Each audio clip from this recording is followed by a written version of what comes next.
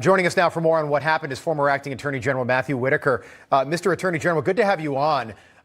Peter Navarro, the second former Trump official to be indicted after ignoring a subpoena from this January 6th committee. He's charged with one count for refusing to appear for a deposition and then another for refusing to produce documents. Pretty serious charges. What ends up happening here?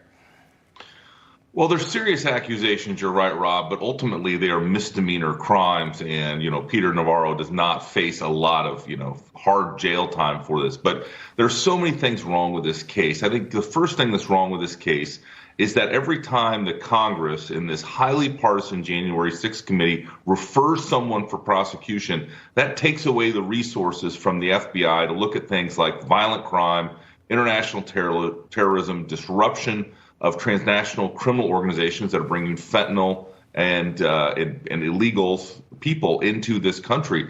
And so it just takes away from things that should be the priority of the FBI. Yeah. I also look at this radical agenda that was exclaimed by Congressman Raskin just now in that interview you played. It is an extreme agenda that wants to dismantle the entire Constitution through, again, a highly partisan process that the American people, and we're going to see in November, the American people don't support.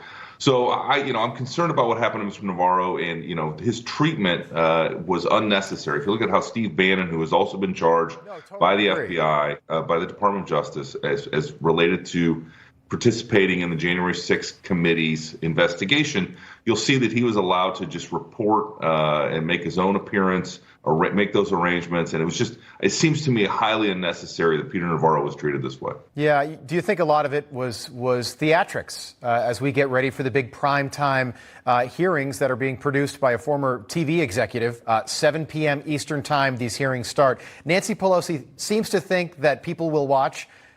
I don't think people will, especially not in prime time. Yeah, and it's interesting to me that it's going to be the partisan media that plays this in prime time. It's going to be NBC, ABC, CBS, and their cable affiliates, because this is their only play as we head into November, is to take us back to almost 2 years ago to a very terrible moment in American history where, a group had a riot that got out of control, and it was, everyone that participated in that riot's being prosecuted. And so I feel like the system has worked. They want to use it to partisan advantage. And that's where I think the American people are going to be very frustrated when they can't find baby formula, when we have, a violent crime explosion in our major cities, and inflation is out of control, and so many other things. Gasoline prices hit its all-time high recently, and the Democrats in Congress can't seem to pay any attention to those issues, but they can certainly look back a year and a half ago and try to hold Trump administration officials accountable, and again, as I mentioned, to misdemeanor charges. Yeah, all-time highs, by the way, Mr. Attorney General, 24 of the last 25 days. That's Joe Biden's America right there. Real quick, we've got primaries in 7 states today, including California. A lot of those George Soros, super progressive DAs, their fate is on the line today in these primaries. Could we see the end of these DAs? Could today be the start of the end of this whole thing? Yes, there's primaries in my home state of Iowa, as you know, Rob. That's too. right. Big bellwether. Yeah, I think this is the beginning. You're having recall efforts on some of these radical prosecutors.